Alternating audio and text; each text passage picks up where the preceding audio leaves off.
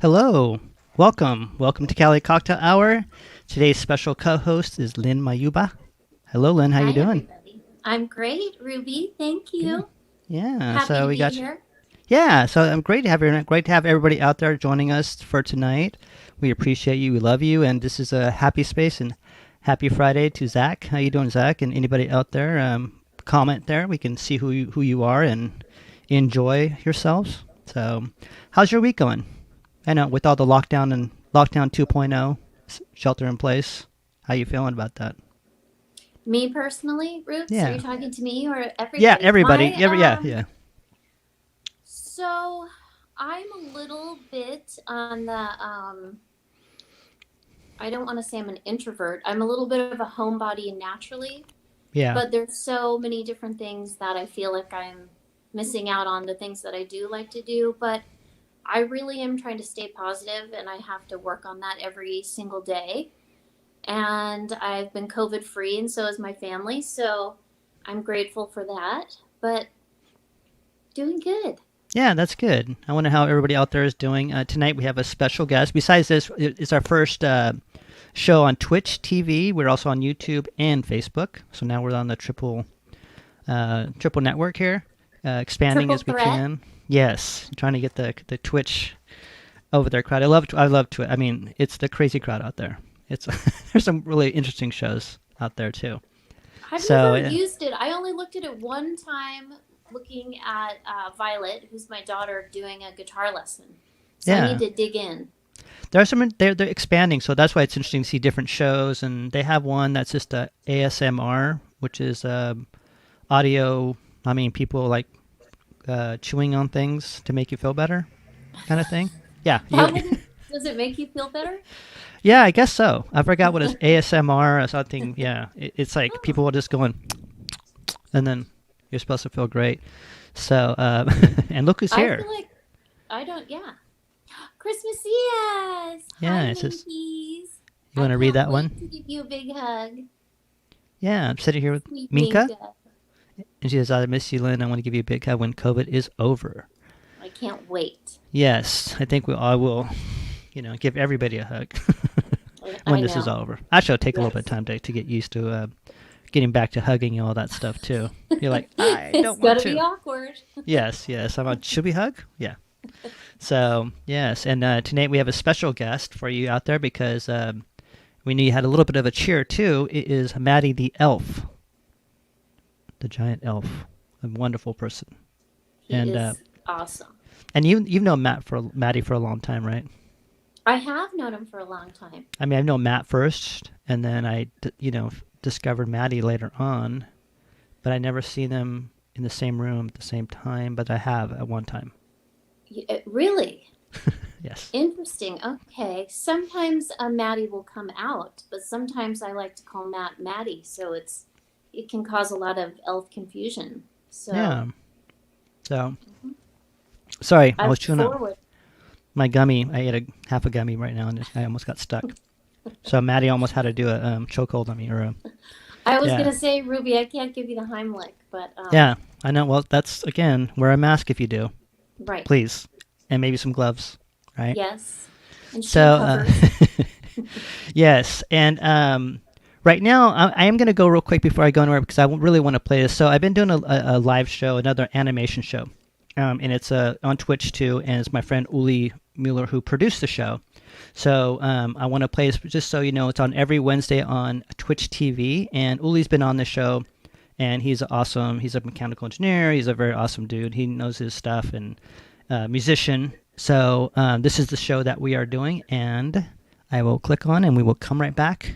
Well, hold on, there's one more. Oh, look, Oh, Minka, I love you too. Princess. No, I have to learn about this stuff. What's this Mhm. going on here? So let's go to the Maddie would commercial. be no, but Yes. that's And this is an animation show, puppet animation show, which is weird. Weird things going on all the time, shenanigans, political stuff, but it's all within the realm of everything else, and also a very relaxing time too. So here we go. okay. What's going on, Oli? Oh, I'm just chilling. I want to head over to Twitch TV at Champagne Music Box and listen to some beats, Will you give me a some massage news. while you're doing this? Um, sure, if you got a beer for me. Perfect. What else are we gonna see on Wednesday nights? We're gonna see some cats, dogs, beautiful animals, and we're gonna have a really good time with some really good beats. Come on over. Twitch TV, Champagne Music Box. Welcome to my brain. There you go. So if you have time, go out there and watch it. I wanted to play it before I forgot because I know that we will talk and we get into it. So, and Marlo says, "Hello, friends. How you doing, Hi, Marlo?" Marlo. I haven't seen Marlo forever.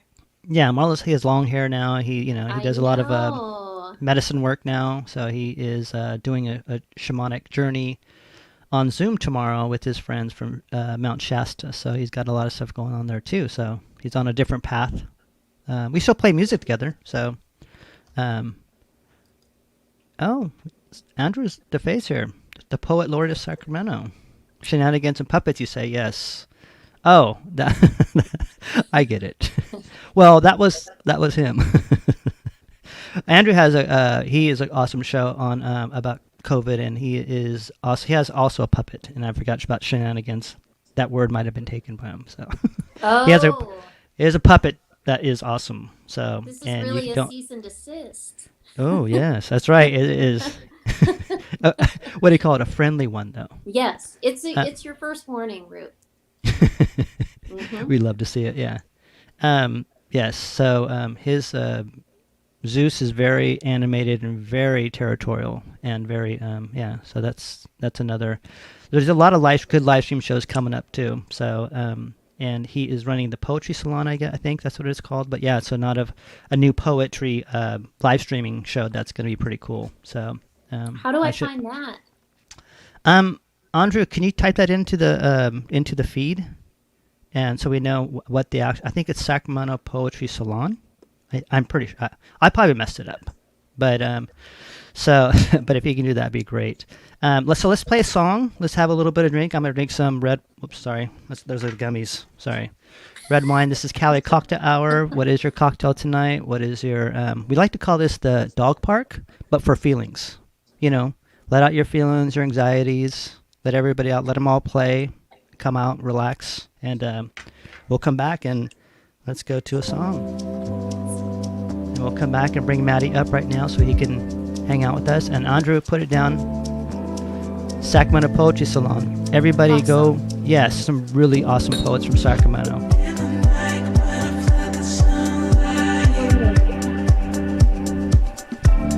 Welcome to Cali Cocktail Hour, where I will be taking you there.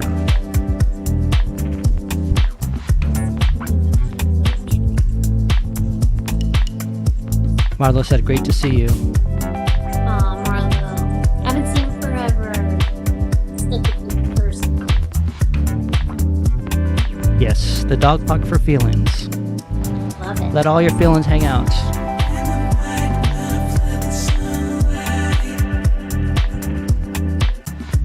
Let's bring up Matty the Elf. He may be smoking.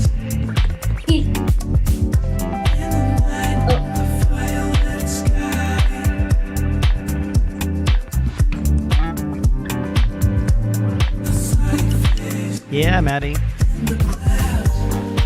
Cheers, y'all. Cheers. And a virtual cheers to everybody out there. Hugs. We love My you. mic's going crazy again. You're perfect. I think Lynn's doing a show of her own. A disco show.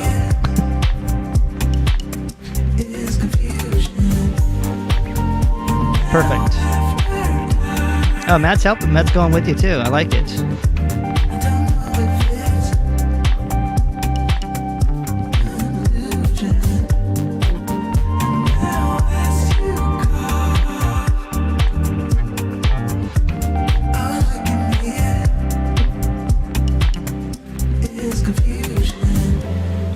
Is it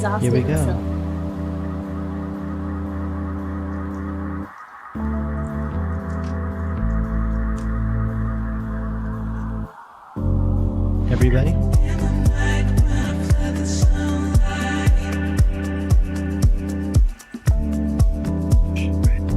Fix it on the fly. Yeah. This is what the best part about live stuff. You just never know what's going to happen. And we lost the elf. And guess who's here? Hello, Kelly. Kelly. Yeah. Oh, hi. Kelly's gonna want to meet Postma. That's right. Which will be joining us soon. Kelly. Hey, Kelly. And thanks for coming out for everybody. And we have Matty the Elf. How you doing, Matty? Oh, I'm wonderful. It's only, let's see, how many days left till Christmas? Is 14 days. nice. That's what we called you on here. You know, we Wait, figured. not 14 days. Yes, 14 days. Was it Sorry, I 41? took it math. Oh, look, proposal. Matty the Elf mural next in the next wide open walls. Chris, I'll Good get you that idea. $20. I'll get you that $20 after the show, okay? Thank you. Nice. So we did bring you on because we felt that there needed a little bit of cheer and positivity out there for you guys out there because, you know, we're starting day one of the shelter in place.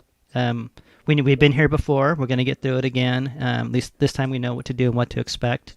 Hopefully everybody will be mindful of each other and really help each other out during this time. And community, people get together and help each other out no matter, you know, however you can. You know, like doing the show or doing something else. Oh, I'm sorry. That was my own plug. I'm trying to make myself feel better. That was Okay. shameful. Your show, That your was show is shameful. great. Your show Yeah, is yeah. great, Ruben. No, There's no I'm such saying like thing, Ruben. so. But anybody out there, you know, try to help each other out. There's going to be, you know, a lot of a different feel this year, right? We all have to adapt. So we brought Matty the Elf to bring us some early cheer, so we can transition into this, you know, this virtual Christmas time, or you know, holidays. Yes. Yes. I'd like to say thank you very much, Quavo Suerve, for having me out. That must be And- the elf accent. And Lion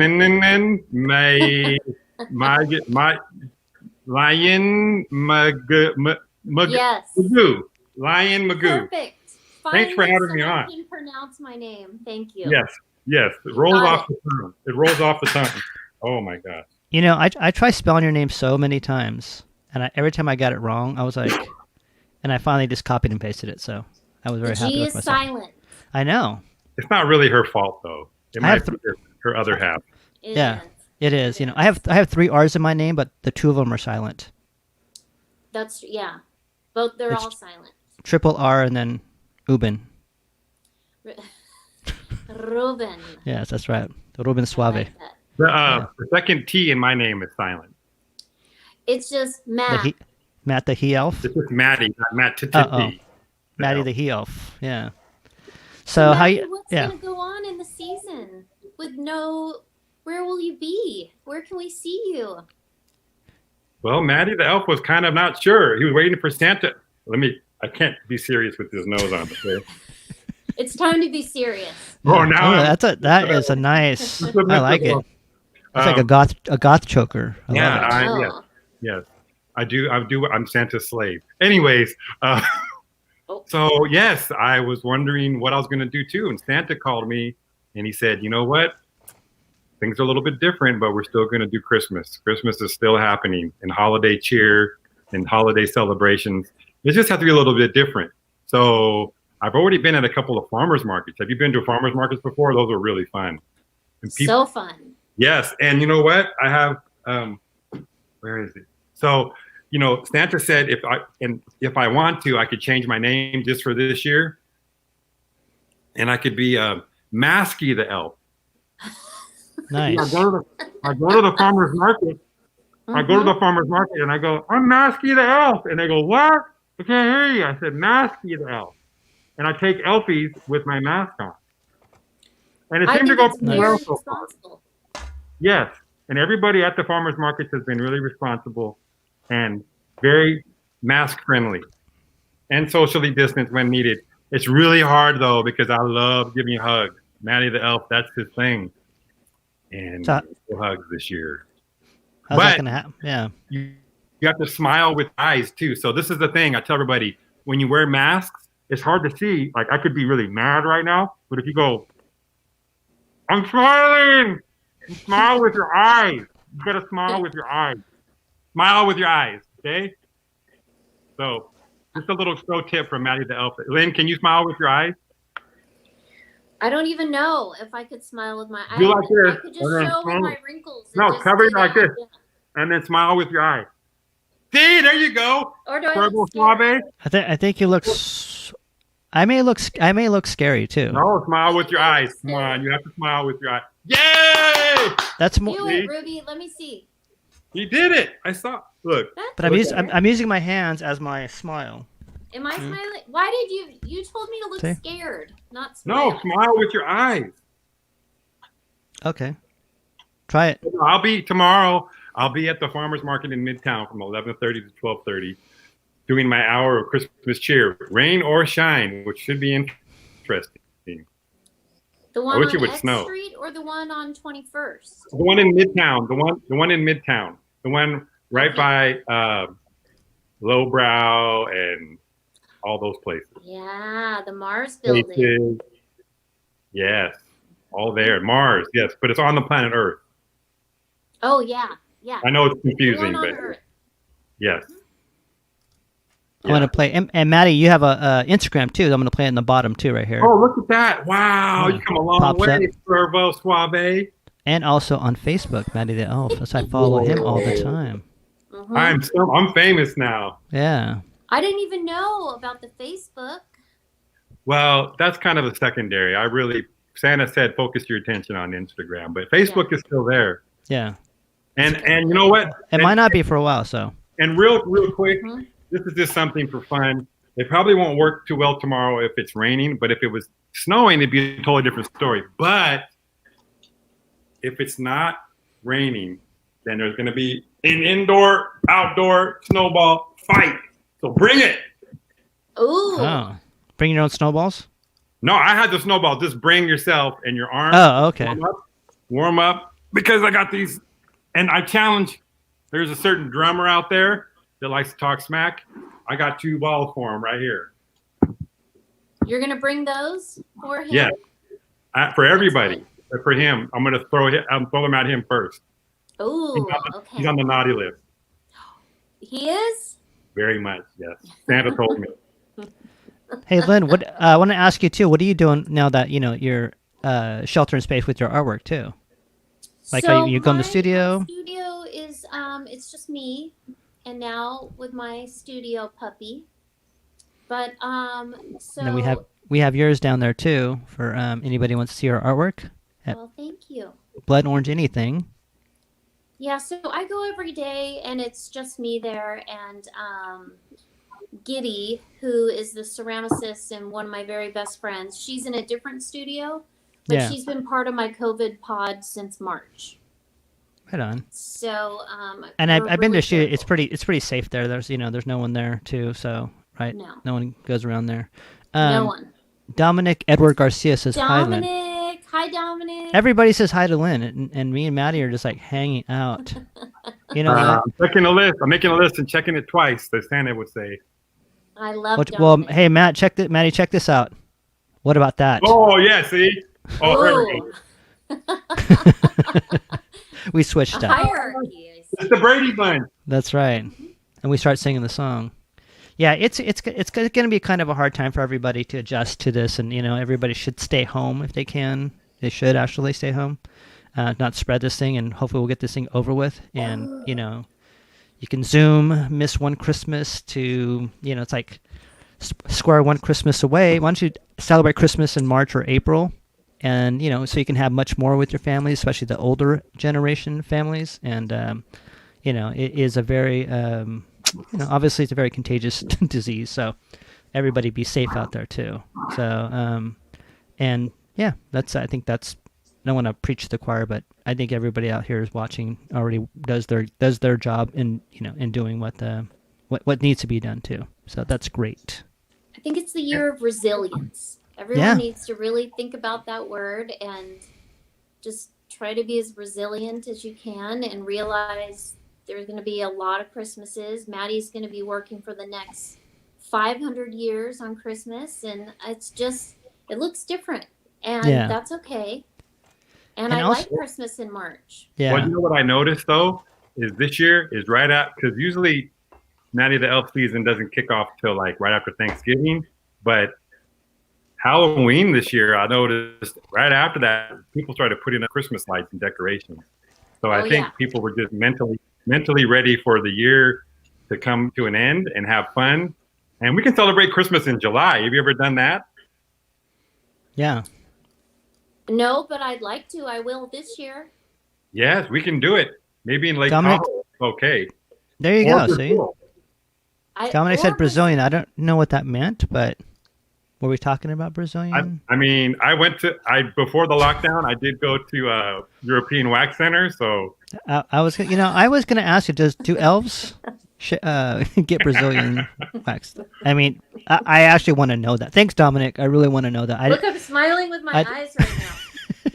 I didn't know what to ask. You know what? One thing good is out of this pandemic is the adoptions of animals. It is up. And Lynn, you tell me your little story. I always say little. That feels like I'm belittling people. Lynn is little. Your story. Little about Lynn. Yes, about your dog, who you just adopted. Okay, so I haven't had a dog for 4 years, and before. Oh my God! I hope Kelly is still on because Kelly would be very interested in her. Yeah. So I haven't had a dog for 4 years. I had a French Bulldog before this, and I always adopt the females that are sterile because breeders tend to kind of toss them out. They don't have a lot of worth to a breeder, and there's been some tragic situations that I've witnessed. That's where I got my last dog, and she had every illness under the sun. So she had 4 of her best years, and then she died of cancer. Her name was Cupcake. And so to get my dog fix, I would walk the dogs with my friend Tom Hutchinson, who's in the band The Knockoffs, and he's awesome. And we would go do doggy day out at Front Street, but because of COVID in March, that was canceled. So I recently, actually a week ago today, adopted this little nugget, and she's very cute. And I'm just so happy to have a dog again. And I know that people are adopting dogs like crazy right now, and it's really positive, and I hope everything works out. Sometimes when people adopt on a whim, it doesn't work out, but I'm just thinking the best. And there's so many animals out there that need homes right now. So, and this dog is a snorer, right? She's snoring so loud right now. I don't want anyone to think. Yeah, you're doing a really Giuliani. Yeah, you have releasing on the on the national stage. I didn't even know Rudy did that. He did. I didn't know that. I saw the Saturday Night Live one, then I saw I'm like, oh, okay. So he did. Anyways, he's on the naughty list forever. Yes. You just don't release it in the middle of a. Well, anyways, you can't. Like this? Oh, you didn't hear it. No. Oh, nope. No. SVDs. Yeah. So we're going to bring up some, on that quote too, is like, so anybody out there who is, I think people who are lonely too, they find comfort with animals because animals don't judge you and they just love you, as long as you love them back. But so we have some up here. Judges me a little bit, I think. What's that? Coleslaw? I think she does judge me a little bit. Well, she does. She judged me when I first asked to take a picture of her. I said, oh shit. She's not, yeah. I think she's judging me right now, honestly. Yeah, and so, when I was talking to Lynn about this, I said, I wonder if there's any, we talked about some dogs out there, so we want to put some up there if anybody, is looking for one. So we have some from the shelter. Oh, my God. I want them all. Look at these beauties. Look at Luke. Oh, Look my at God. these. So we have Lola. We have, yeah. I mean, there's a lot of beauties out there, so if you have, oh my God. Yeah. Akira. I mean, look at these names. Happy, Elfie, Bosco, Damien, Kilo, Diamond. And I used to have a pit bull, so that they're really pretty. Look at Lewis. I'm a male, tan, I know. Chihuahua. You know, Look smooth at coated. Taz. If Yeah. I had Lewis, I would call him Copper Tone. Yeah. So, and Lola, look at Lola. She's a Siberian Husky. Lola looks like she belongs in the Female. North Pole. Gray, yes. So we have some. Oh, look at Taz. What a I what love a cutie. Yeah. And So I Akira learned is that a it's really important when you go to the shelter. If you're at a shelter and you're looking at a dog, and you get turned off by a dog being maybe hyper or panting or growling or just kind of being construed as misbehaving, and always request to take the dog to the outside grass area, because some of these dogs are so stressed in the confines of their kennel that they're totally different dogs outside of the kennel. So that's something that I learned volunteering, that some of these dogs are just so miserable and so overstimulated that you have to give them a chance outside of the kennel. That's good advice. Where's Louis at? Louis, let me see. Louis is at it doesn't say. It says I'm a male Chihuahua. Maybe you'll find me probably at the one here on Front Street. It says you can find me at Kennel SO1. He's just Yeah, hanging out. Yeah. Right over at Front Street, right on, is that 5th Street, Rube? That's by Is that your where Louis studio. is? Yeah, because it doesn't say the other dogs have like a Address. yeah. So he doesn't have an address. He He's might just be- Louis. Yeah, he might just have been taken in. Look at Taz. I mean, look at Taz's cute little face though. Taz is everything. Taz Look at looks his really face. cute. too. He's like, please take me. I want to Go have get him, Ruby. The other thing is, all these dogs that are at Front Street are available to just be fostered, which is great to get them out of the shelter environment. Just, maybe you can't have a dog, but you could foster a dog for 1 or 2 weeks. It's always let me ask a question about fostering, because I was talking with my girlfriend Melissa, and about fostering an animal. I go, well, maybe we can foster one, because and how does that work, actually? So you go to Front Street and you say you want to foster an animal, and there are several that have been behavior tested, and they are ready to be fostered, and you can kind of name the duration of time. If you can do it for 10 days, great.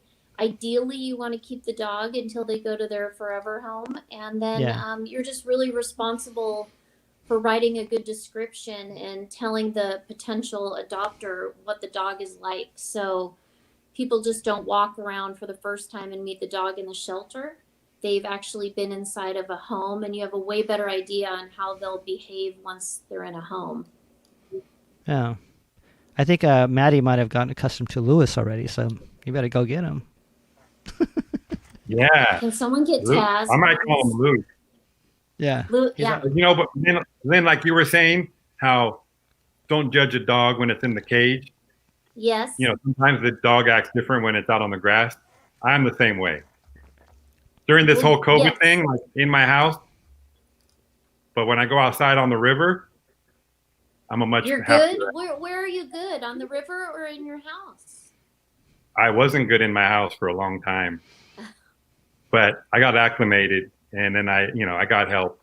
And Ruben, so I was on the show early on, remember? When COVID first started? Yeah. And I was the wise old Matty the Elf that had all the answers to everything. And boy, was I wrong, because about a month later, reality hit in when this was, when they kept pulling the carpet out from under you, everything's fine. And then, nope, another 3 weeks.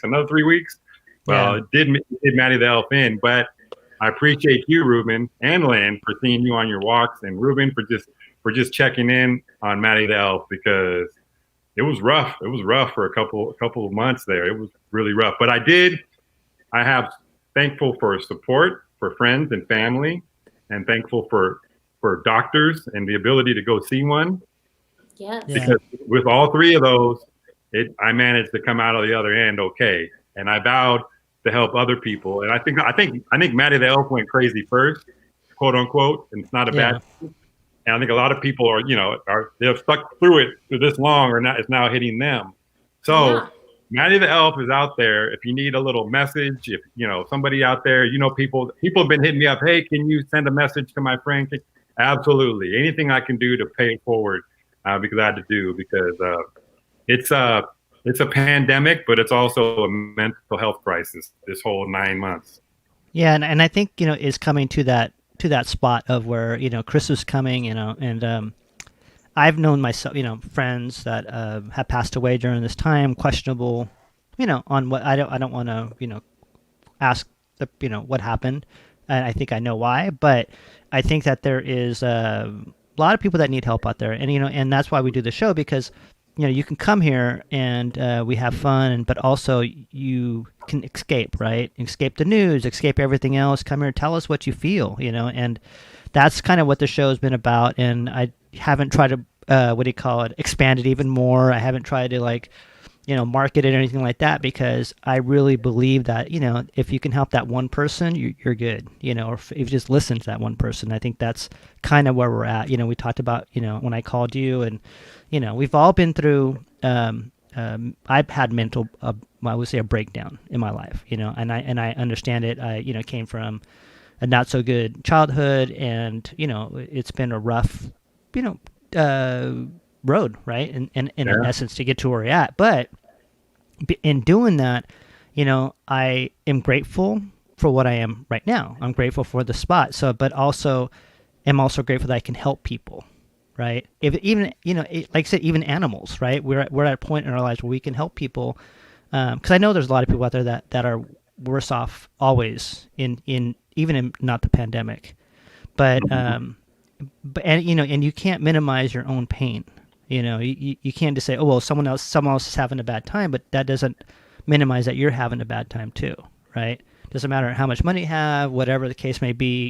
It's all relative at this point now, because we've all been in this kind of limbo and uncertainty for 8 months now, and now we're back to the we would think there would be a cycle, we're going to fix it, and then we move on, but we're not moving on. But we'll get through it. But like I said, even looking at those animals out there, there's always a need for rescuing animals. There's always a need for rescuing people. There's homelessness is getting worse. And I know all three of us have a big heart, and I know people come here and have a big heart, and that's what I appreciate about this forum too, is that there's always someone. We're always here to support each other, and I don't know if that's something that you can pay for or anything like that too. So Chris said, real talk, some family members in Fresno had a COVID outbreak in their home and 3 in the hospital. Been anxious week and sending love to all. Yes, because you never know.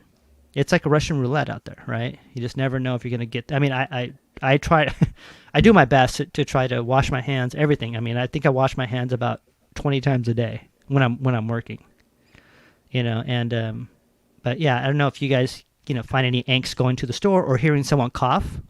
I'm like, oh shit, I better run away. And so I mean, how does that affect you guys when you guys go out, like say the grocery store, or if you do? I know a lot of people won't go to the grocery store anymore or anything like that, especially now. So. What are you pointing at, Matty? I'm pointing at you. I was trying to point at. Oh, at me? Yeah, Here. yeah. So, I actually have an autoimmune disease called Hashimoto's. It affects my thyroid. And so I have to be triple careful, because COVID and autoimmune diseases are like a horrible, horrible match and an underlying condition. And it's just really scary. I do the same thing. My hands are actually bleeding in some parts because I'm a hand washer anyway. I'm just trying to do my part. And sometimes when I'm outside on a walk, I won't have my mask on, and then I'll put it on if I see anyone coming. If Abe and I are on our walks, we always put our masks on. If anyone's coming, I just wear my mask 24/7 when I'm out in public. Sometimes I'll be alone in the car wearing my mask. Yeah. So I just try to be really careful and really respectful of everyone around me. And I know that there's a lot of people that don't believe in wearing a mask, but it's just really, you have to look beyond yourself Yeah. And you have, I mean, when you look at these healthcare workers, when they're pleading with us, saying, we don't have enough capacity, we don't have ICU beds, you know, people are still having heart attacks, and unfortunately, they're in car accidents, and there's other emergencies out there. So it's just, everyone's just got to do their part and stick with it. And I think everyone is different about being on lockdown. And I mean, Maddie, I think it's awesome that you got help and you're telling people, you know what, being on lockdown wasn't good for you. Some people are fine with it, and it's terrible for some people. And I think it's different, and we just have to respect how everyone feels about it and not be judgmental, especially to ourselves. Well, you know, and the people that are complaining about COVID, you know, like, oh, everything's shutting down. I'm like, those are the same people that aren't wearing the mask. Like, you know, those are the same people that aren't helping out in any way. They just want to, you know, it's like, you have to help out. We're, you know, it's America. I thought we were better than this. You know, I mean, do you wear a seatbelt? Yes. Okay. Remember that big old thing when the seatbelts came up and they were, then you know what? Don't wear a seatbelt if you're not going to wear a mask. Manto wears a seatbelt. Yeah. And he flies all over the world. See? Man.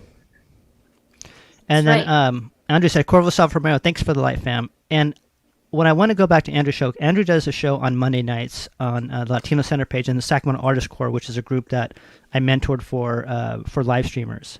And his show is called Masked Up. It is, and all the shows are really good. Andrew's show is really good about giving the facts. I've learned a lot of things, but it's a very beautifully poetic show. And it's not a show about like, you know, he gives it to you in a way not like the news or, you know, like how many people have died, you know, like all this stuff. It's really a really informative show about, and I say that because us as artists, you know, that's our job. Our job is to, you know, be out there and try to bring light in, you know, even in some of the darkness that we've you know we've had too, because and so I'm happy with, you know, with everything, and I'm just appreciative, and I'm grateful. I sit back, and I'm grateful for my position I'm in. I'm grateful for life, and I'm grateful that we can help each other, and we can have this forum where we can talk about this, and then we can be silly at the same time. We can laugh, and that's kind of, you know, when you can laugh, then you know you've broken through something, you know. And when you can't, you know, if you ever get depressed, but you know, you break that smile, then it breaks, you know. So, and that's what we're here for, you know. Speaking of, did somebody say laugh? Yes. Okay. We're ready? You ready for a laugh? I'm ready for one. Bring it to me. A Republican, a Democrat, a communist, a priest, a rabbi, an imam, an African, a Caucasian, an Asian, a horse, a giraffe, an elephant, a fairy, a unicorn, and an elf walk into a bar. And the bartender looks up. What? Is this a joke?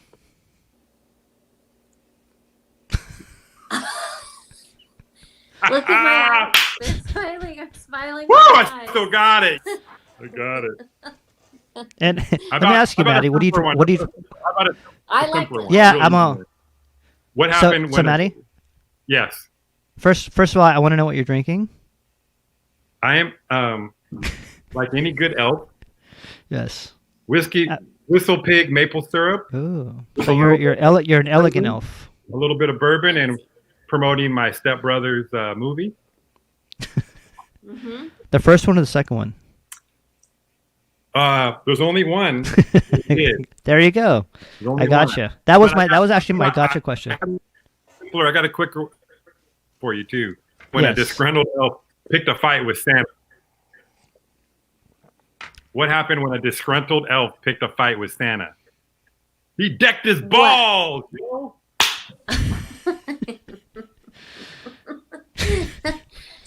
Now I like it. Laughter. It is. I love it. Oh, there's all kinds. Let me. I'm gonna pull you up when you read this. Okay, go ahead. Ready? This is your yes. Oh, okay. Hold on. Let me find a good one then. Hold on. It's your advertisements on right now. Okay. Ooh. What do you call a female elf? A shelf. Instead of a MILF? I was gonna say a MILF. I didn't know. Sorry. You've heard of Elf on a Shelf, right? You've heard of that? Yes. But have you heard of Jeffrey Epstein didn't kill himself? Elf? Matty. I did. He's got him. He's got him. He's got him. Waka, waka, waka, waka. Okay. Speaking of You may be laughter, too fast for the. You may be too fast for the stream here. It's like. I know. He's freezing. These jokes Yeah. are so hot. Let me for everybody out there too. Like, welcome to Cali Cocktail Hour, and we appreciate you coming out and sticking with us and letting us talk, and we appreciate you calling us and calling us. We'll be calling soon. I'm going to work on that too, as we evolve into this room.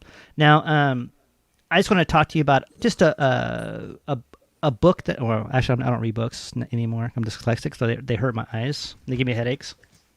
But I'm listening to a book called it is called Embracing Your Anxieties, making feelings, making your anxiety friends, because I know that it makes sense to me, because I think we're all anxious people. Anxiety. Oh, there you go. See, Coleslaw is anxious. But I mean, like, we all have these anxieties and all this stuff. And what I love about this book and her technique is that she embraces that and understands that it's not a negative. It's actually an energy that's in ourselves all the time, and it really depends on how you, as an artist, I know I am, because I'm always making things, right? I'm always like, and I know that that's the energy that's going into it. And I love the fact that because I haven't made it a negative in my life anymore, it's actually a lot easier to understand it, with anxieties and that kind of energy. And I watch people now when they talk, and so if I get into a heavy discussion, I can tell that it's their anxieties. I can tell that it's their, what they're going through. So I don't judge them, and I don't attack them. I'm not an attacking person. I like to listen to people. But I do want to play something, because everybody out there is, it's a good thing to do art. Everybody doesn't think they're an artist. Everybody, like, I don't know, I just want to do something. So this is something that is an excerpt from her book. And but it's about art, and it's about like how it's a language that is something that you make because you can't emote it yourself. So you're making, and I know that we all are here, or Matty and the Elf is an art piece, right? It's a performance art piece, right? And it's like, and Lynn, you do really art all the time. Yeah. So I'm gonna play that, and I just I think that it's a very good just for us to listen to, and we'll come back to it. But I'm going to play that, and this is her name is Carla McLaren, and she lives in Sonoma. So it's kind of, she's local. She's a Cali woman. So awesome. I'm going to play right now. Okay, so let's sit back and listen, and we'll come right back. It's a very sad thing that art has been moved out of our schools, professionalized, criticized, and commercialized, because art is simply your unique way of expressing your experiences. Your art can consist of movements, words, imagery, sounds, color, ideas, concepts, structures, activities, or performances, and so forth. And the marvelous thing about your personal artistic expression is that it doesn't have to be any good, and it doesn't have to make sense to anyone else. What I notice empathically about art is that it helps people express themselves emotionally, and often in ways they can't if they only talk or think about their emotions. Art can access the wordless part of us that sees the world in unusual ways and carries unusually deep knowledge. Artistic expression can also help us bring up hazy ideas, hello confusion, and bring these ideas into clearer focus so that we can understand concepts that we couldn't get a handle on in any other way. Art can bring you surprising new ideas, and it can give you the freedom to express yourself and know yourself in deep and healing ways. Developing your art is a lifelong process, and it's also a lifelong practice of making the time and space for your art to flourish. If you're in a difficult situation that engages your intense emotions or multiple emotions, you may find that doing your art practices can help you bring clarity to all of your emotions.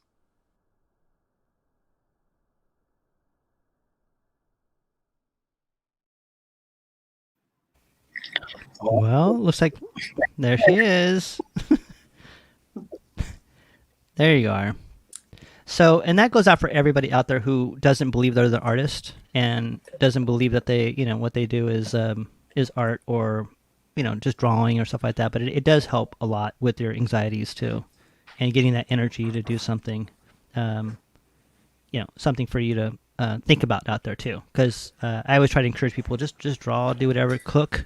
Cooking, everything is an art. Right? Yeah. So Agreed. I used to think during the pandemic, when I was having really bad insomnia, I would get up I probably walked along the river at every hour of the morning and the day at some point, and I would try to stop in similar spots and take pictures different times of the day.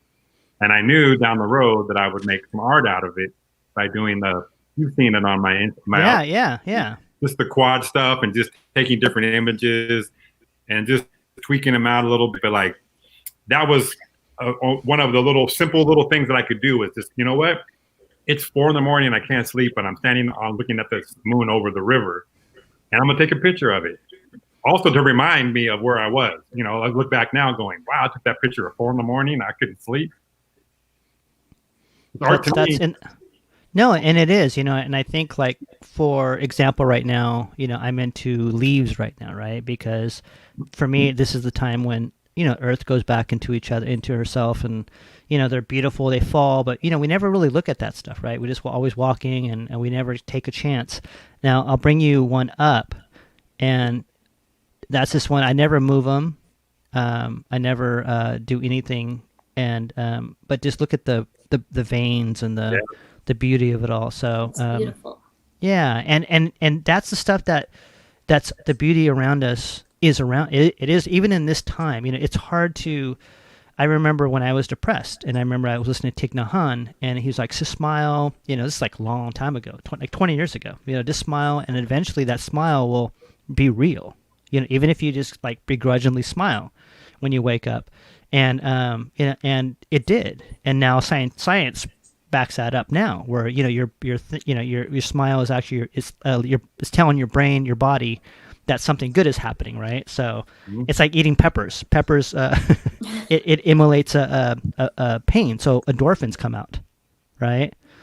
And one good technique that I love, that I love doing now, and it is a compassionate abiding, which is taking a deep breath and feeling, what you feel, but then letting out a sigh of relief, right? And you can do that all the time. You let out a sigh of relief, like, and your brain is like calculating that whatever stress you're going through, that it's relief, right? Because that when that happens, when something happens, you get stressed, and then it's over with, like at work or something, and then you're like, oh, you relax. And if you do that with your body, your body's actually thinking that, oh, cool, we're done, right? Right. And so that's one thing, I've learned that in the Buddhist tradition, where, compassionate abiding is more like taking everybody's like energy and say, this is the earth going inside me, this is humanity, and I'm going to hold it in my heart and love it, and then let it out, right? The other way is holding yourself and letting it out, and just, because right now we need to breathe. And if you ever get stressed, you don't really breathe. It's like, kind of stressed out. So it's good to have that, right? And to have that kind of like something of a release for yourself too. And so that's kind of what I do now. Is like, we talked about this, I think, before, Ruben, or I might have talked about it on one of your other shows. Was a long time ago, my brother was into Buddhism a lot and meditation, and I tried. It's just my brain is not meant for that. I can't. It's training, right? You have to train your brain. Yeah. But Thich Nhat Hanh had the walking meditation, which I found a lot easier, because literally people, they go for walks, or they go for a run or a bike ride. They're always listening to music. And my therapist years ago said, try not listening to any music. Just go for a walk and listen to yourself. And then you get in your own head. But Thich Nhat Hanh says, all you got to do is when you walk, you take one breath and you say yes to the earth and yes to everything around you. And then you take the other step and another breath and you say thank you.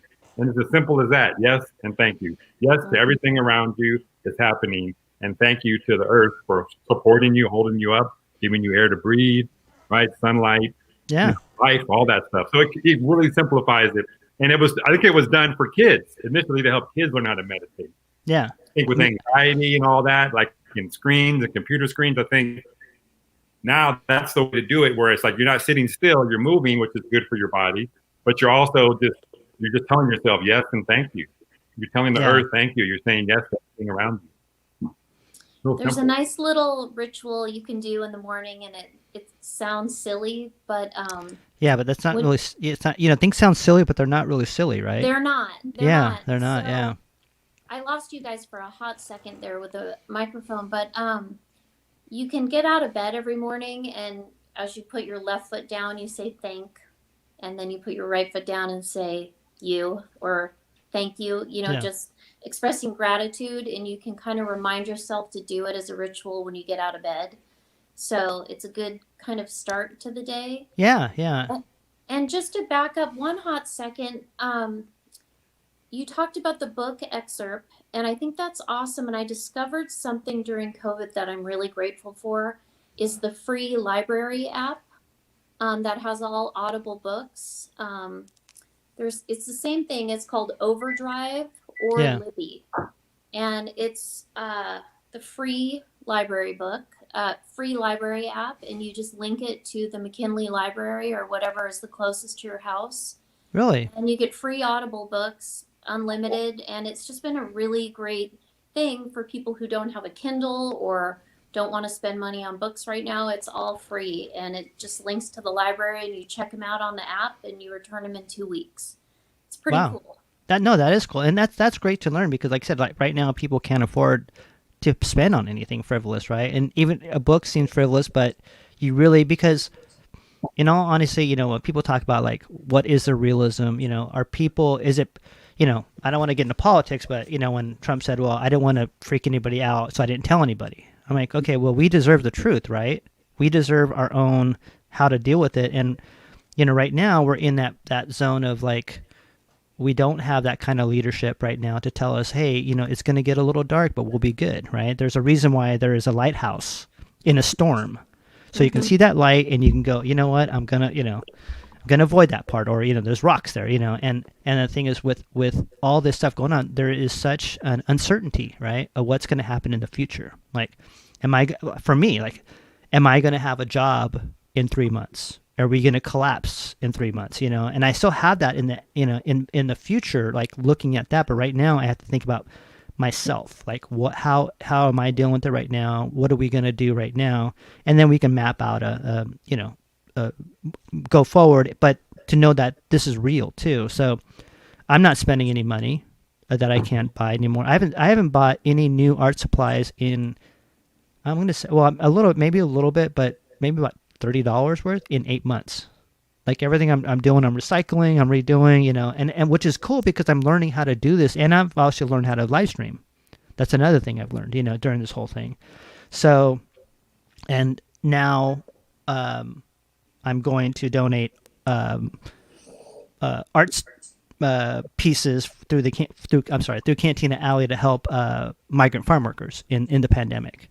And I'm trying to find things that I can do that makes me feel that I so I don't feel powerless. And I think that all three of us here, and I know everybody out there has a heart, so it's kind of hard for us to be normally like, usually I'm like, I'll donate this art piece, blah, blah, blah, right? But not right now, I can't because I don't know what the future holds. So I have to make an adjustment. I think we all do. So like I said, I appreciate everybody out here. I appreciate you, Lynn. I appreciate Matty, like the Elf, and Matt, the other person too. But you're right. It is you walk in, you step on, you step because what you're doing too is acknowledging that moment in time, right? And you're like, I do the same thing. I do, when I wake up, I smile. That's part of the Thich Nhat Hanh thing. And I don't meditate. I do more of walking meditation. I do, when I say when I do art, and like Lynn, you're going to say this too. I mean, but when you do art, you get lost, right? You get lost in the moment. You don't even know you're there, and that's that is meditation, right? That's where you, if you were a master, you wanted to you wanted to go there, Right. So that's why I always encourage people. I'm like, no, cook, do whatever you're doing that is art. And, the definition of art is wide, and I'm sure some people will not agree with me, but I think that everything is, that you create is something that is very meditative and very, very healing too. So. Well, Lynn, oh, yes. Yeah, saying you did an art show, yes, and your art was awesome. And I'd never seen any of your artwork before until I went to your studio for a quick second, and then you had an outdoor art show, and I fell in love with one of your pieces, and it was already sold 8 times. And then I managed to get it. But I really liked it because I knew exactly where I wanted to put it. I knew exactly what it was going to do, and it doesn't. You look at it and it's like, okay, it's this beautiful piece of art. But the fact that I know you and could say, well, you're listening to Rated R, Queens of the Stone Age, and I went and bought that record, and I put it right there, and I haven't played it, I haven't opened it yet. But that's another piece of art for me. I'm like, okay, I'm gonna play that record and sit on my daybed and look at your piece of art. It makes me so happy it's in your house. Double art. I love it. I'm honored it's in your house. Oh, and I'm honored. In the perfect spot above the music.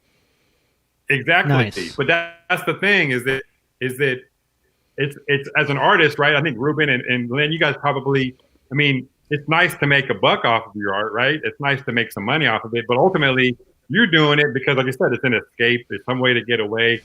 And Matty the Elf, sometimes this is, I mean, you consider it art, right? Because I turn into a character and I pretend. You're a performance artist. I get lost in it. But at the same time, is that I get so much feedback, like even just the farmer's market that I did, I want to read something because I was literally on the shelf. Sure. I was on the shelf, no pun intended. I was on the shelf about, Matty the Elf. I don't want to be the villain. I don't want to be, Matty the Elf infects the whole crowd. I wanted to go by the rules, right? To play by the rules.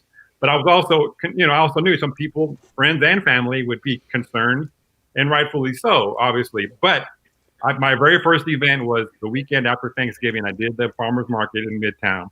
And I just do my thing. I had my mask on. I have a reindeer mask.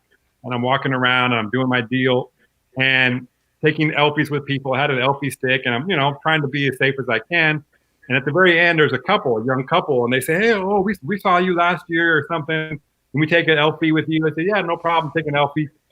I get home and I get a message from them that says, thank you. It's a young couple too. They're probably in their 20s. Thank you so much for the joy you spread. We've had a super hard year. I'm a COVID survivor and fought it for 7 months. And we're so thankful for any joy we can find right now. For some of us, your effort to spread kindness and happiness really goes a long way. Thank you very much again. And I was like, that was it. That was the first event that I did. And that made it right there. Like, I knew that was the right decision, what I'm doing. For sure. Good or bad. But that also leads me to... Well, there's one other thing that I wanted to point out was that, we're in such divisive times right now, right? Like, there was in November, leading up to November, even after the fact, there was such a divisiveness in our community, locally. I mean, we saw it. We're in the state capitol. We saw people upset for different reasons. And one thing that I saw that popped up on my feed, and I think is relevant, even though I think for some people it's really hard to find any kind of compassion for somebody that's maybe on the opposite side politically or morally or whatever that they're on. But Anthony Bourdain, of all people, said this. He said, I don't have to agree with you to like or respect you. And it's not easy to do. But I think that he had the right idea in essence that, yes, there are people that have hate in their heart and have hate filled, but at the same time, if I have hate for that person, then what's happening, right? If I hate that person, they hate me. And I think you're right. Like, like we try to change people to believe what we believe in, right? And if they don't believe us, we automatically you're a dummy. Yeah, you're a dummy. You're fucked up, or whatever the case may be. And you're a lip card.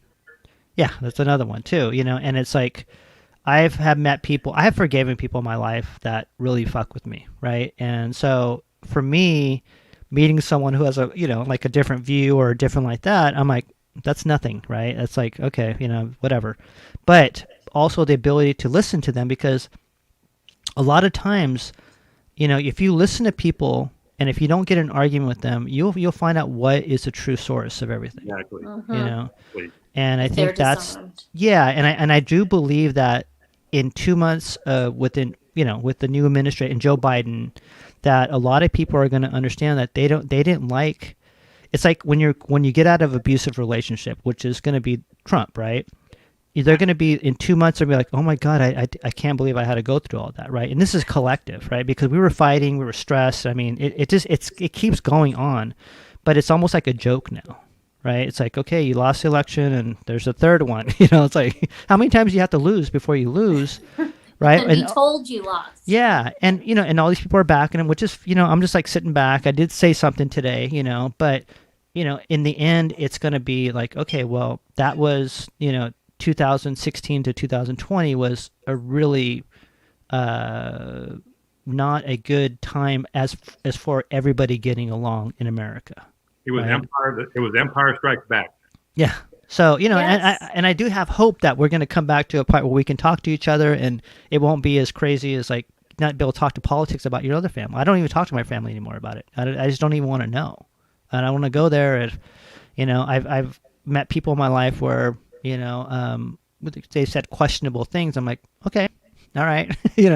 That's where you're at, and I think we all have family members like that. I think just because they're family, and, I don't want to hear about family, blood is thicker than water, because it's not. I think that's not a proven thing. That's something that some dude made up, where and I think, so I've which is cool, because I just think that we'll be back into a spot where we're kind of, we may not always get along, but at least we'll have a civil conversation with everybody, Exactly. with all of us. That's what Killer Mike had, the rapper from Run the Jewels, but Yeah. solo guy before that. But he had a lot of stuff. He campaigned for Bernie Sanders. His last two campaigns, he campaigned for Bernie Sanders.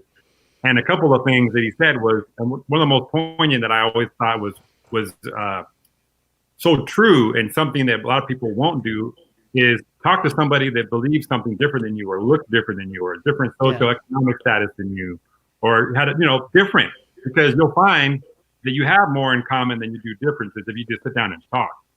Yeah. If you talk, and ultimately that's what it comes down to, is this talking to people. But today's day and age with social media, it's like easy to call you whatever and say this and that.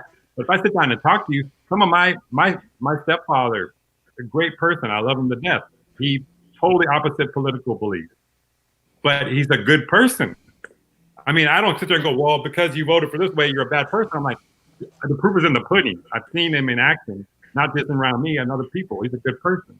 Yeah. So as much as I, hate the color orange, I don't hate him for voting that way, because he executed his right. And that was the other thing, and I'll get off my elf box, was that is an elf box. I like it. Was that the positive about all this? Number one was that more people than ever participated in this election, right? Mm-hmm. As far as how many people voted, and everybody, I think in my brain, a lot of them say, "Oh, great, this is great, get out the vote," and that means that he's going to lose, the orange man's going to lose. But then more people voted, came out and voted also on that side, right? Yeah. So it's like, it wasn't like I got arrogant for a second. Oh, the vote's going to be coming out and everybody's just going to vote. But what happened? 70 million people voted for that guy, right? So it's like, okay, we asked for more people to vote, but it didn't necessarily mean it was going to be, all for one side, right? Yeah. Well, my theory is that we need more women to be in power, and I think that we're done with the male power, and it doesn't work. It doesn't work with the earth. It doesn't work with anything, really. There needs to be a shift in that power dynamic, and that's why I really truly believe that women will transform this world in what it's supposed to be. Because that energy is needed, and it's nurturing, and it's like, and I truly, that's one thing I believe in. I really do. Mother Earth, hello. Yeah. Mother Earth. Motherfucking, I mean, Mother Earth. Yes. So But- I mean, yeah. But Lenny the Elf, you know, I mean, you can have my job if you want, you know. I know. I'm gonna leave it to you this year, and we'll see Okay, what next year. 2021 brings. Yeah. So I've got some cheer in me to spread. yeah. I've got I some know you cheer. some bubbly cheer. Yes. See, and Andrew said, "Return to the divine feminine." Yes, it's true. Yeah, and I've always, you know, like I said, I've always believed that in my life because men were always fucked up with me. Like I've never, you know, I've always fought men, you know, and this is in a microcosm of life, right? Women have always saved me. Women have always nurtured me. Women have always, that's how I learned in my life, not through, what I've learned from men is what not to do. But unfortunately, I became the person that in my early 20s, you know, you become the person you try to escape, right? But in the end, you learn, you know, all this, the reason why I like the Tao Te Ching and Taoism is because it's the most feminine philosophy around, right? Because it has to do with the earth. It has to do with, you know, look at a leaf, look at what's a tree doing, right? A tree is like growing and it's not asking for anything. Water doesn't ask for, water flows, but yet it nurtures everything in its path. But then it could take out a fucking mountain if it wanted to. You know, water just like, you know, but, you know, always famous one is going to be Bruce Lee, right? Be like water. Right, and so, see, my friend Charisse, Ruben, you are divine feminine energy. You're in male body. So, well, yes, Yourself. Yes, that's right, and yeah, believe you said it perfectly, Suave. But I really do believe that, and I've always believed that, and I just think that, you know, with Lynn, you know, women are the true power, and women are the true saviors of the world, you know, and they will be, you know, and maybe we're not here in America ready for it yet, but even in the Republican side, you know, like we have the most female, I'm like, that's, you know, you might not think what they are, but I think that's great. Because at least you don't have these like Ted Cruz and all this shit, you know, these guys out there that are like just mess. At least women will, you know, maybe, I mean, they gave birth. They are a bunch of clowns. Yeah. So I mean, I'm not gonna go now. I'm getting on my. I'm sorry, I took it there. Matty the Elf. I'm getting on my crow soapbox, right? So. And I don't want to be biased. I just want to say that I think women operate from a very different perspective. Yeah. And we tried this experiment with all males. I mean, it's been a long freaking time right. in time. It doesn't work. It's not working, you know, and I'm good to give up, you know, whatever. Well, I don't have any power, but if I did, I would give up my power to, you know, to women to go, you know what, you take over now. You know, I'll help you. I'll support you. Testosterone is not good sometimes. Yeah. So, let me bring up. Go ahead. Oh, go ahead. Yes. No, I could go on a full tirade. No, go ahead. Go ahead, because, you know. Preach, girl, preach. Yeah, really. No, tell us what you think, because, you know, we're two dudes, you know, talking, so. No. The floor is yours. I agree with you really said it perfectly. I just, a big struggle for me is that I have a 20-year-old daughter. Yeah. And when I see who's going to decide what she does with her body, and they're going to oversee her decisions, that's very, very stressful to me, and it's wrong. So, without going into a full perspective, I mean, you both really were in touch with what you were just saying. I just feel like women operate with a lot less ego and with a lot more care. And I think if we can get some of those traits into the administration while also being tough and diligent and just as smart, if not smarter than several of the current people in there right now, we're going to be in a better place. So yeah, and I think you're right, and I think that's kind of like what, you know, we're headed to, right? I think we're, you know, America's taken a long, long time, other than other countries who we thought that were male dominated, to have a woman president, right? And I voted for Hillary because I wanted a woman president. I didn't realize that there was a lot of baggage and all this stuff.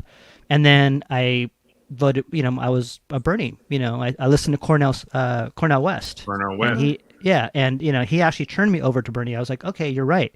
He's always had same. He hasn't changed his position. I just really listened. I'm like, okay, I want to listen to somebody, and this time give myself to someone else that was not trying to be stubborn. And so I like I said, we'll go on to that too. But there's definitely from a native thought of mine, of native Mexico, and seeing that women are truly the patriarchs of the society, and women hold everything together. We see that in Mexico because you can't mess with your mom. You know what I mean? Like, No. mom, we know that mom. Mexico has one thing, and their emotional intelligence. We have this bond with with family, and and unfortunately I didn't get that. Just because my father was an alcoholic, he was an asshole, all this stuff.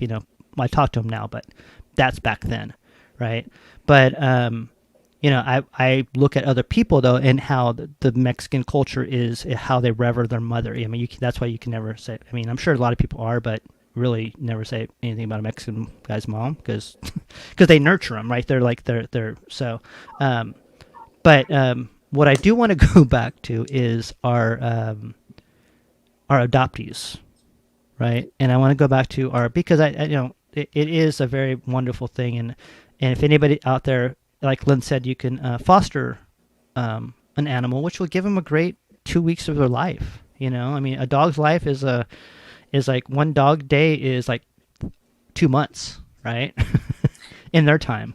So even a week, or just give them a doggy sleepover, give them a break of being in the shelter environment. It's awesome because I really, me and my girlfriend were talking about this today. Like, well, we're like, well, we don't know if we want a dog. We don't want to just make a decision because of COVID, right? Too, like you said, you don't like, oh shoot, I adopt a dog. But I go, and I was asking, well, is there a way we can borrow a dog? Is there like a place, maybe we can foster one? Yes. But we never really, got into, because, sometimes you think about things, right? And you think, it's so hard, I don't want to do it. And every time it's like, oh, it's easy.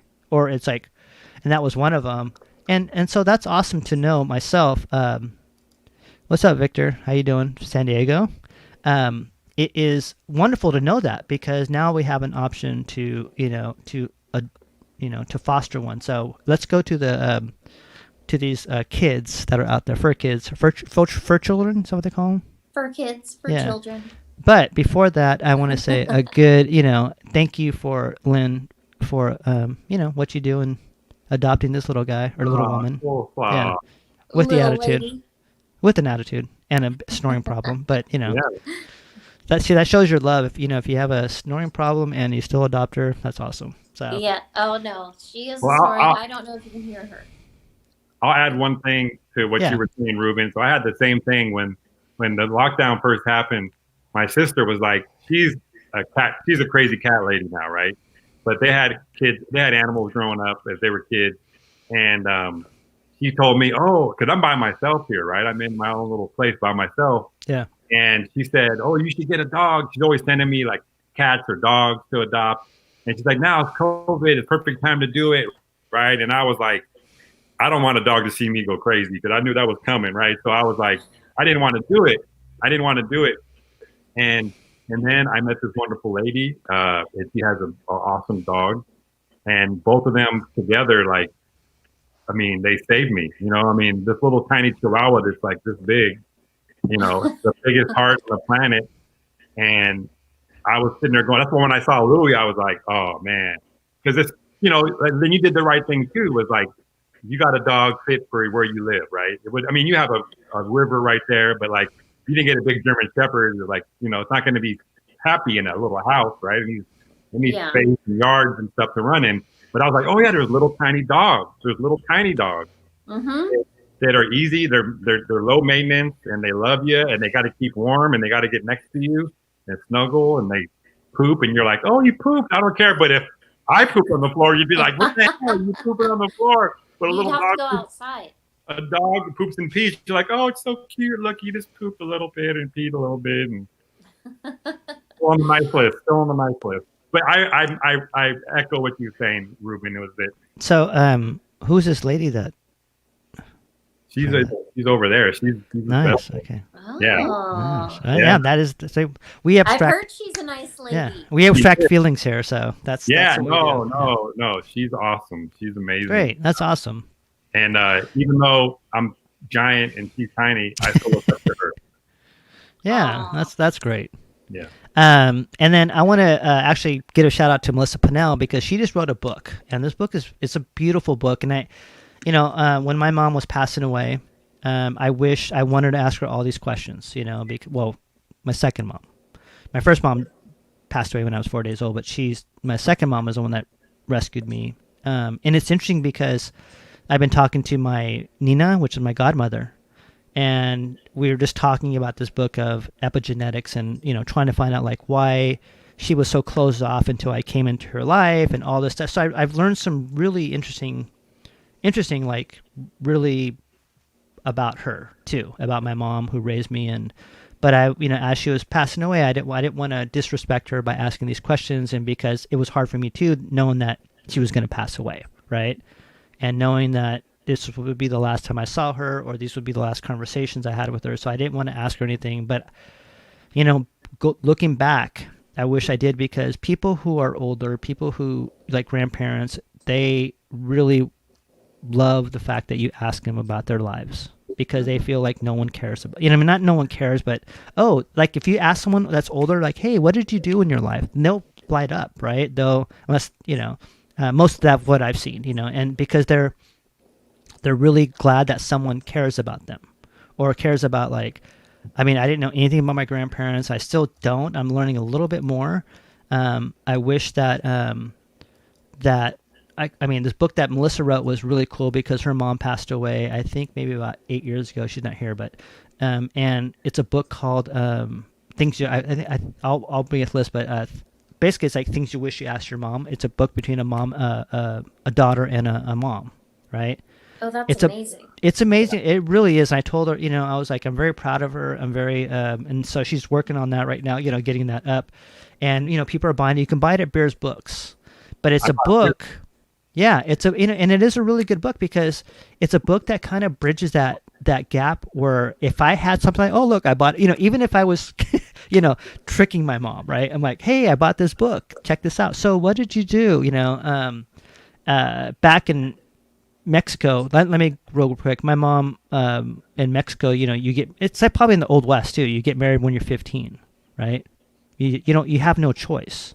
Someone will come and like, I want to marry your daughter, blah blah blah. And this is where I get my women's. I get pissed when I hear this stuff. I'm like, that's why my mom didn't have a very good childhood, because she never had a childhood, because she was married at 15. When you're a child. Yeah, when you're a child, right? And and there's a long story, but I'm learning more and more now, because I'm asking my godmother. I'm like, and we're going through these stories, and we're going, aha, all these ahas, and why people act that way. And I don't know if you talk about the greatest generation, right? And then people talk about the greatest generation, they always hold everything. But one thing about them is they've never emoted anything, too. Now, we could learn a big lesson with the greatest generation, because at least the greatest generation would have got together with this COVID issue and knocked it out of the park, right? Because they would have got together, and there's no dividing, right? We're Americans, and we're supposed to fight this thing. But I'm regressing into politics again. But anyway, this book is a beautiful book, and I think that is a very beautiful book. I remember talking to Melissa about it, and just thought of how beautiful a book this was from a mother and a daughter's perspective. And that's where she came from, because her mom passed away, and she never had the questions to ask her mom. And so it came out of this book. So I do want to put it up, and I want to put her website up too, of where to get it at. And so she's concentrated on this, and people are buying it, and I'm so excited about it for myself. So I want to buy it for my daughter. Yeah. So this is the book. Yeah. And let me put her. Oh, look at Melissa. She's so cute. She looks the same, except for she has a hat instead of a chicken face. So yeah, you can buy it here. So sweet. Yeah, and it's questions you wish you asked. A time capsule journal for mothers and daughters. And it is, it can be transferred into something else too, but it really is a pure something from the heart, right? Because it is from her wish, from her mom. And I think it's a beautiful book. So anybody out there, it's a great Christmas present, and you can get it at Beers Books. So tell them Cuervo Suave sent you, and I get a 10% discount Ooh. on any other book that I get. So, anyways, Yes. yeah. But go to Beers Books and buy it. I really recommend it, especially it will help you because it actually gives you a guideline on what to do and what to ask. So it's a great book, and thank you, Melissa, and she'll be back too. And thank you, Lynn, for actually co-hosting. So too, because I know that I asked you and you said yes. That's good. Thanks for having me. And Matty for I'm coming honored. on, and yeah. But if you go to Bears Books, go buy the book, and I find that topic that Melissa has for her book to be really fascinating because depending on how you were brought up. Sometimes some families are more open than others about how they talk to each other and what they share. Sometimes religion can hold people back. You can't talk about certain things and this and that. And I just think that's an awesome idea because there are some questions that may be hard to ask in person too, right? Like my parents divorced, right? I mean, I've heard both sides and I've talked to them as I got older, but maybe not when it was happening, right? I mean, they're going through it. But it's one of those things where it always brings me back when she brought up that first concept of that book was when my grandfather on my dad's side, he was getting older and we didn't talk a lot. He wasn't very talkative. He talked to my grandma. She was the matriarch, right? And we went, my sister said, we should go talk to grandpa and record his answers, ask him a bunch of questions and record it on a little tape. And so they're asking him questions about his childhood and growing up. And then I asked this question thinking it was going to be a softball question, right? I said, tell me a story about when dad, did something bad when he was a kid, right? I'm thinking I'm going to get a good juicy story that my dad, broke a window or something, right? And he couldn't tell me one. And I was like, what? Wait, you don't have one story about your son, your firstborn son, that he did something as a kid? And later on, my dad said, you don't understand. He wasn't around. He worked and then he went out and drank. And my grandma was the one that had all the stories. He didn't have a fatherly role. And I was like, holy shit, wow. It was kind of sad, but at the same time, it was like, oh, that's why my dad is overly affectionate with me, right? Because he didn't get it from his dad. But he didn't realize that till he was older. But I asked my grandpa this question and he couldn't give me an answer about anything. And it was sad, it was heartbreaking, but also it was good to know because now I know why my dad was always extra affectionate with me, like extra. So. And here I am. I turned out fine. I'm just a giant elf. I'm wearing this hat right now. Yeah. What about you, Lynn? I mean, is there something that you would have liked to have asked your mom too? I mean, so I had my mom died. Let's see. So I was talking about my first adopted rescue French bulldog from 4 years ago. My dog died a month after my mom died. So it's about 4 years. I really, after my dad died 16 years prior to my mom passing away, I kind of became her person. Yeah. Like I would take her to doctor's appointments and I really kind of filled that role for her. So I feel so grateful and it makes me want to cry. I asked my mom everything. We were so close and that's great. Knew everything and no stone unturned. That's awesome. It was hard because in the last 2 years, my mom died of complications of dementia. Yeah. So I lost her twice, if you will. Yeah. So I really, when she started showing signs of that, I just was like a private investigator. I had to ask everything that I needed to know, health-wise and memory-wise and feelings-wise. So we had a really good situation as far as that went. So I feel grateful. But, there's always things that pop up that I wish we could have done or asked. And it comes up all the time. I miss my parents all the time. Yeah. But I think about But you're a great mom. I know that you, I know you're violently protective of Violet too. You know, like I'm gonna, you know, no, Oh, no, you know it's what I mean? worse with Phoenix. It's worse Oh, with yeah. Phoenix. I mean, your kids. You know, I know how you are. So I'm like, do not Oh mess with yeah, Lynn's that's kids. why women need to be. They're protective, but they're tough and we're Yeah. survivors. But I just think it's important.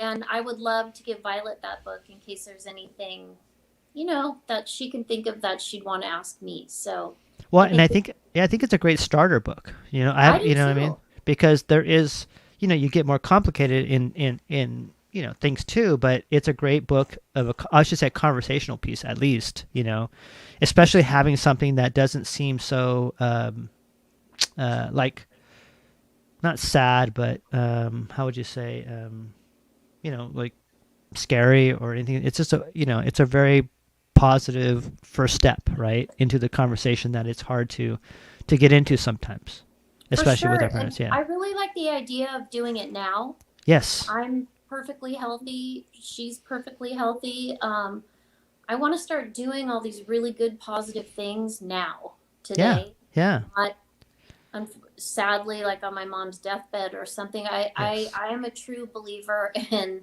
seizing the moment and living for today. And I've had to learn that the hard way with my parents dying and, Mm-hmm. my dad dying. I think he died 3 months before he was retiring. And, I've seen a lot of tragic situations. So we got to go for it now. Yeah. Yeah. And that, Oh, you really do.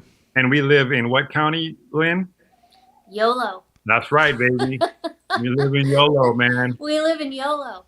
Well, no, but that is so true. I'm very blessed. Both my parents are still around, and they're both within an hour, drive. And I was a little sad this year because Matty the Elf likes to spend his birthday in Disneyland with his mother, and we weren't able to do it this year. But you know what? I value that, and I treasure it, and I treasure moments with my dad. He came up this time and fixed up my house and did this stuff, and I'm very thankful for that. And I take it. I don't take it for granted. You know what I'm saying? I'm very lucky to have it and to not be afraid to I'm in Disneyland with my mom. It's a whole different experience than if I go with some other people. But I hold her hand. And we look at the roses, and we go shopping for Dooney and Burke purses, and I buy popcorn and eat all of it. That kind of You're stuff. hey mom, hey mom, I adopted a older kid named Corvo Suave, so he wanted to go hold hands and absolutely, dude. He wanted to go to Disneyland. But don't wait. That's what I said. My mom calls me. I was giving her shit the other night, last night, because I was just finished decorating my house, and I was just getting started doing it. And I rearranged my living room a couple of weeks ago, and she has motherly timing. She calls me right when I'm starting the project like that, like right when I'm getting.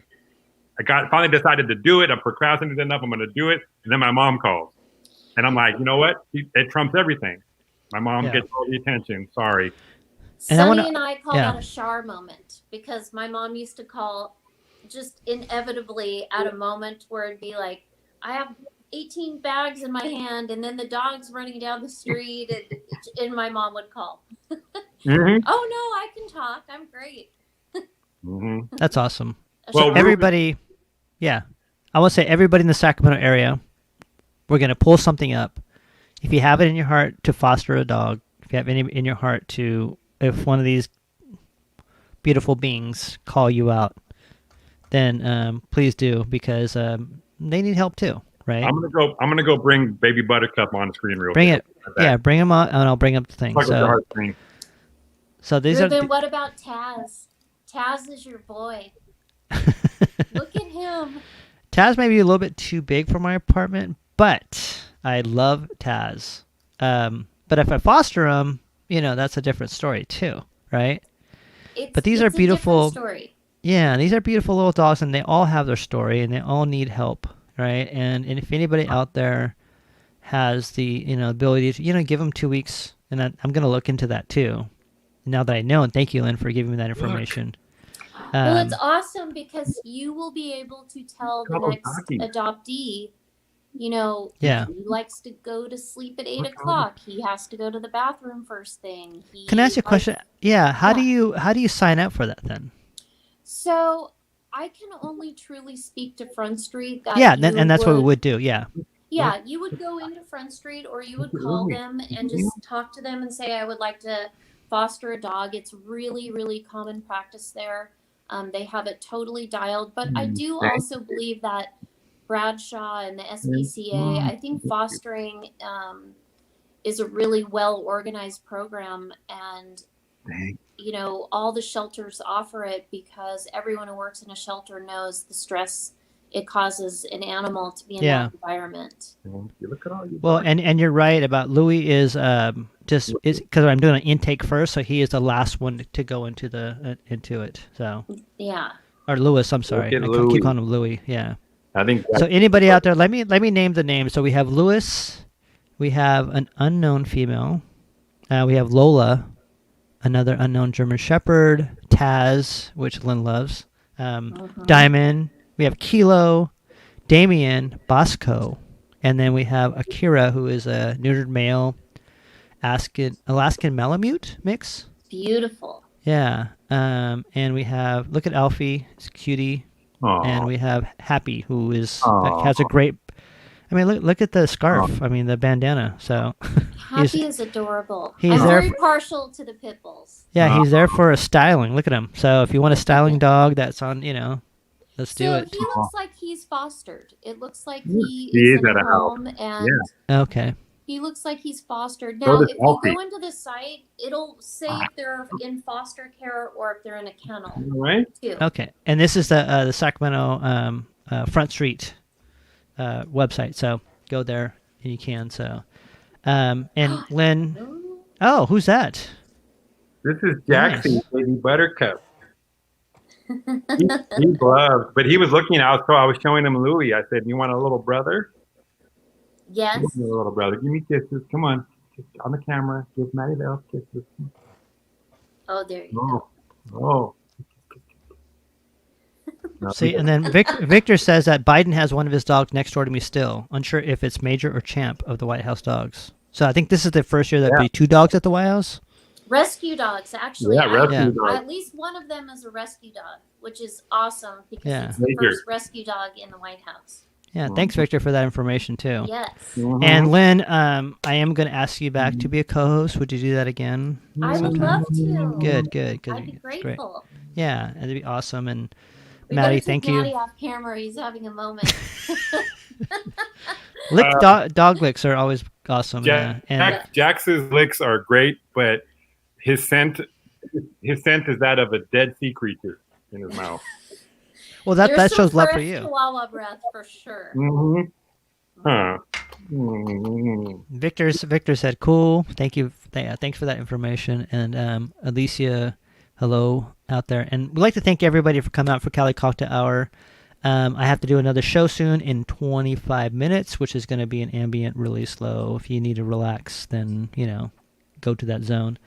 But thank you everybody for coming out and appreciate it. And, we did run an hour and a half longer. I mean, a half hour longer, but I did that because I know this is, it's, people always get like, it's an hour. I don't know what to talk about. I'm like, look, we're going to go probably an hour and a half, because, we get into that room. So, and the good thing about live stream is that people come and go.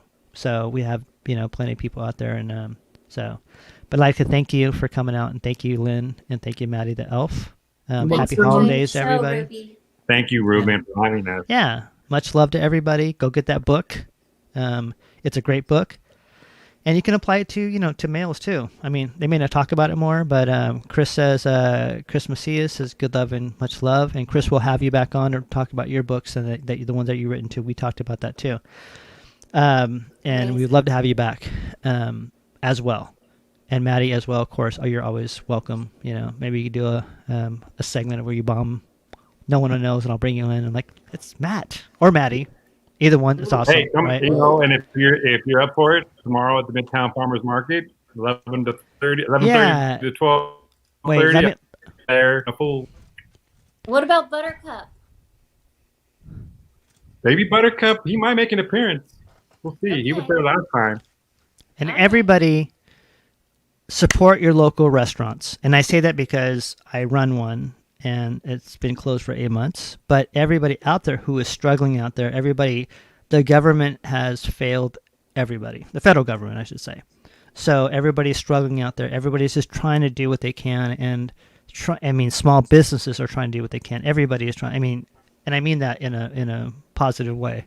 But support your local people out there. Support your local businesses, and don't go to Target. Don't, just go go and help out as much as you can and get your food to go. Don't order through Caviar or anything like that because they take so much money out of everything. Just go pick it up and they'll drive you. Go to Casbah, go to Solomon's, go to Tiger, go to, all these things that people know.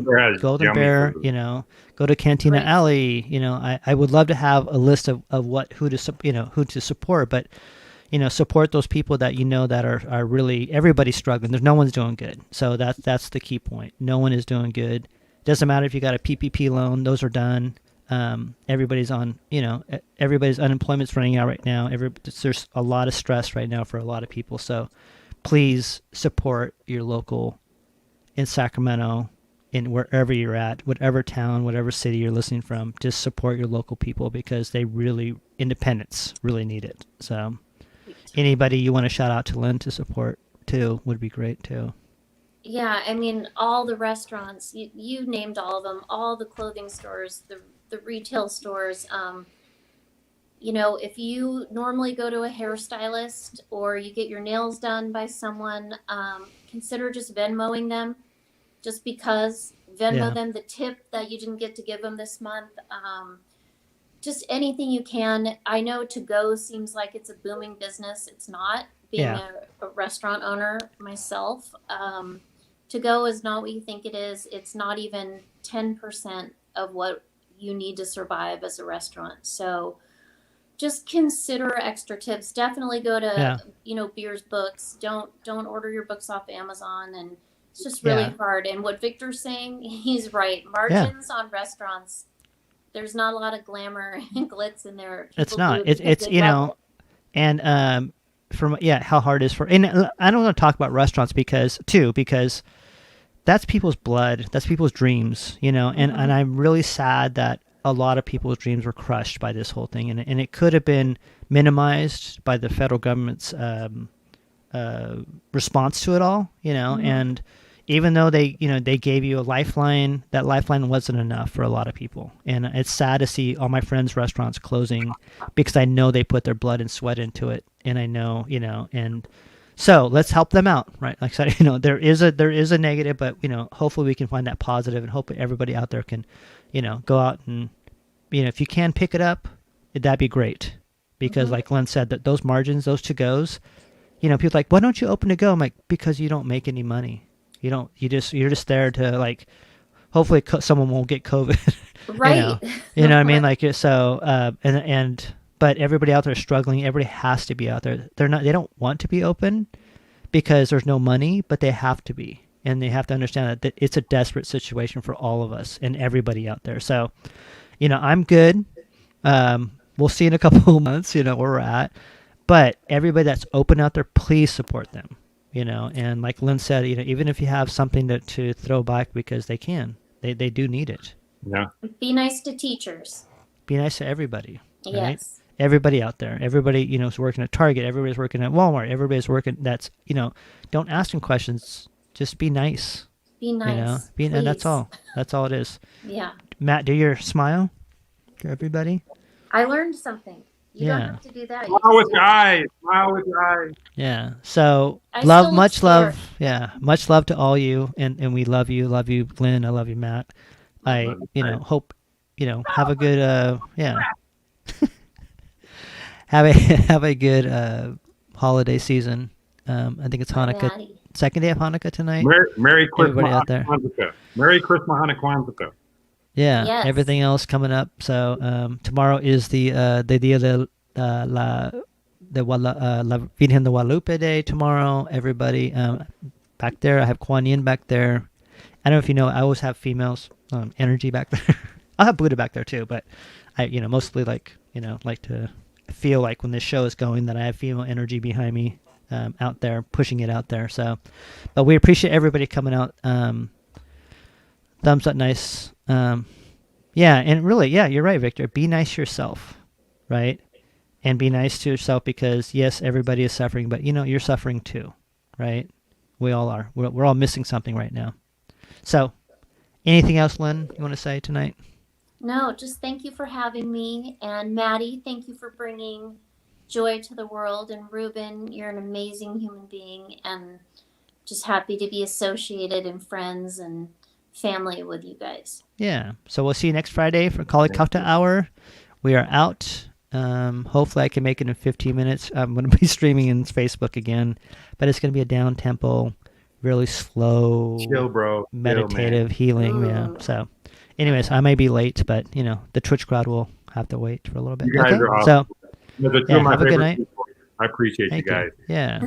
Have a good night. Bye, guys. Okay. Good night, everybody. Bye. Goodbye.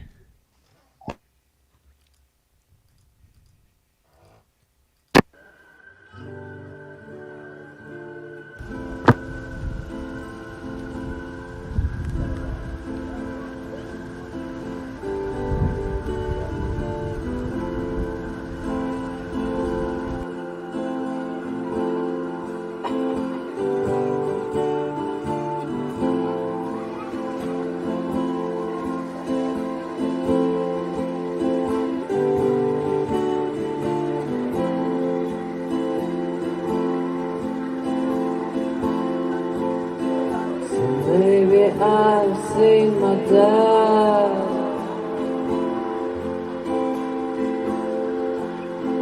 and I'm alive to kill the time.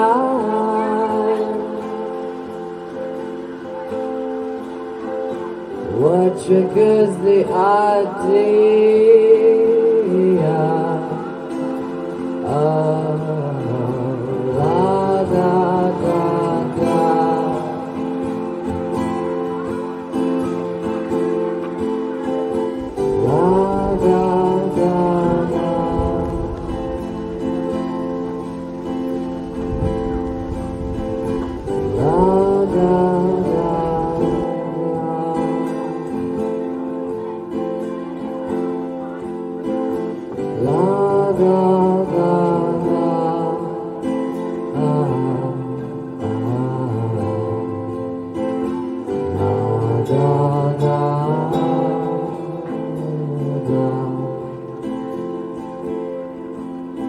Well, I've lived this before.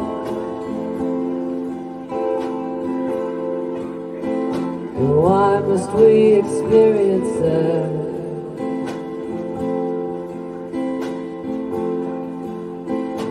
My curiosity kills cities of cats. That's that. La da.